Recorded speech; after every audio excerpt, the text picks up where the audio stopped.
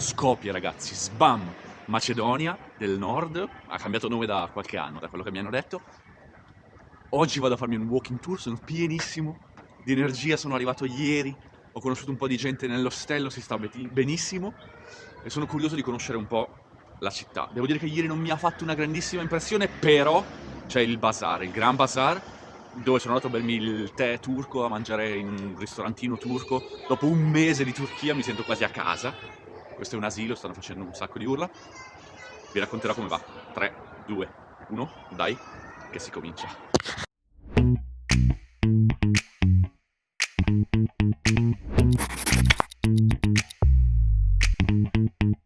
Devo dire che dopo Salonicco, che c'erano 28 gradi, qua io sto congelando, nel senso che fa freddo. Comunque all'inizio di ottobre fa abbastanza freddo. Devo trovarmi davanti al... c'è un monumento, da quello che ho capito, un memoriale a Madre Teresa, e lì inizia il walking tour. Ho chiesto a una signora e mi ha detto a destra, desno, come in sloveno, anche qua. Io gliel'ho chiesto in russo e lei mi ha risposto in macedone, io però adesso mi sono perso perché a destra potrebbe essere qui o anche là. Ce la farò. C'è una chiesa, un'altra chiesa, secondo me siamo nella direzione giusta, ragazzi. Sento che ce la sto per fare.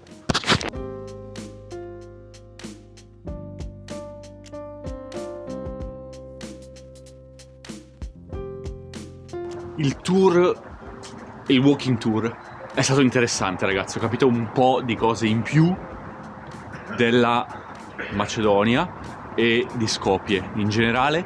Ad esempio Madre Teresa di Calcutta, che si chiama di Calcutta perché ha vissuto in India, è nata qui, è nata a Skopje, e purtroppo la sua casa o dove è nata e cresciuta non c'è più perché negli anni 60 un terremoto ha completamente distrutto la città, tipo il 70% ci raccontava la guida della città è stata distrutta da questo terremoto. Che cosa è successo però poi negli anni 60? Dovete pensare che negli anni 60 questa era parte della Jugoslavia comunista, quindi in 448 si sono ritrovati con un sacco di gente che non aveva casa, si sono messi a costruire i classici bruttissimi palazzoni sovietici, ovviamente perché dovevano anche dare una casa alle persone, senza badare troppo a rispettare un po' quella che era l'antica architettura della città. E quindi è per questo che purtroppo il centro storico è pieno di palazzoni veramente veramente brutti, tutti fatti come i classici palazzoni del blocco sovietico. Al tempo stesso, nel 2010 hanno iniziato un progetto di ristrutturazione della città per modernizzarla, per non essere, diciamo, la classica città post-sovietica con un centro storico appunto con questi palazzoni. Il progetto è ancora in corso, quindi nel centro storico della città, ecco, questo è un classico esempio, ci sono, come vedete, tutti questi palazzi che stanno ancora ristrutturando. Qua ce n'è uno, qua ce n'è un altro e siamo veramente nel centro storico. La piazza principale addirittura è di fatto un cantiere aperto e hanno la tendenza a non mettere molte protezioni, quindi c'è questo charme un po' strano che ha la città. La prima impressione è stata che brutta, poi in realtà ha un suo fascino.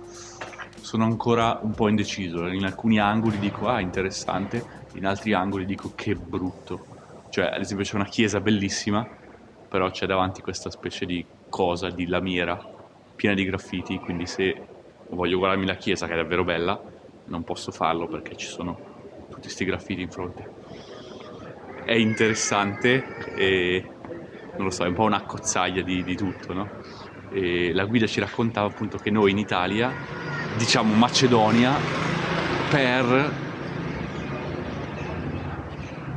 quella che chiamano fruit salad, no, in inglese. E anche architettonicamente, ragazzi, è un po' così, cioè guardate alle mie spalle, siamo di nuovo in pieno centro. Adesso cercherò di farvi vedere qualche monumento bello, perché la parte, in realtà il progetto che hanno è davvero carino, è davvero molto bello. Spero di tornare tra qualche anno quando l'avranno finito. E direi che ce l'abbiamo fatta, ragazzi. Siamo arrivati nella piazza principale di Skopje. Come vedete c'è il casino da una parte, questa fontana Alessandro Magno alle mie spalle, che Alessandro Magno era anche detto Alessandro il Macedone, no?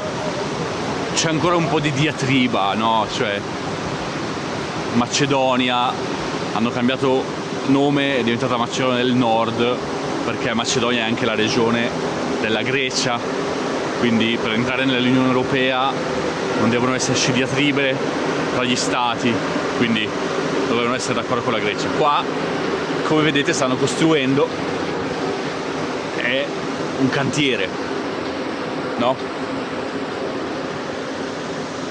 Ed è la piazza principale, quindi bella, anche pensando che, ragazzi, di nuovo, città completamente distrutta negli anni 60, poi ricostruita. Quello che viene fuori però è una roba un po' strana, ci sono 800.000 stili architettonici diversi.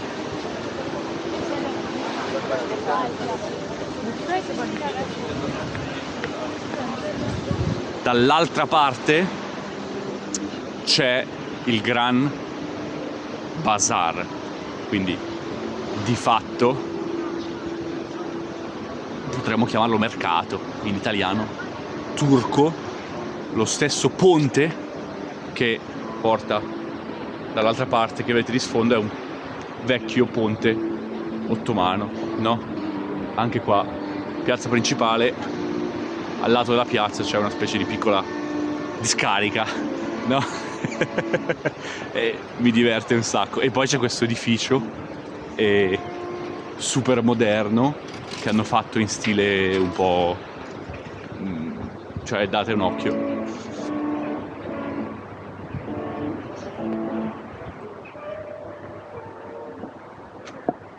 Quindi un misto interessante. Adesso attraversiamo, non prenderemo il ponte ottomano, prenderemo il ponte, questo qui. C'è T-Mobile, potrei comprarmi una carta SIM del telefono macedone, perché in realtà il numero italiano qua non ne vuole sapere di funzionare. L'altra SIM che ho su è turca, quindi ovviamente neanche quella funziona. Stiamo lentamente arrivando al ponte, ci sono delle navi dei corsari, ragazzi, i famosi corsari macedoni. No, ovviamente no. La guida ci ha raccontato che non ha nessunissima idea del perché in realtà ci siano queste navi, no? Come potete vedere, il ponte è carino, è veramente bello. E la guida ci raccontava di nuovo che è l'unico ponte con una fontana nel mezzo. Se trovate un altro ponte con una fontana al centro, me lo raccontate, ragazzi. Ecco la barca, i famosi corsari macedoni. È un hotel, se volete venire a Skopje e dormire in barca, questo è un ottimo posto. E adesso io vado a prendermi un tè al Gran Bazar. E con un ottimo chai turco è finita la mia giornata a Skopje, che in realtà non è stata una giornata ma un paio di giorni. Se volete vedere altre avventure della mia vita nomade in giro per il mondo, date un occhio a questa playlist. E noi, ragazzi, ci vediamo davvero presto.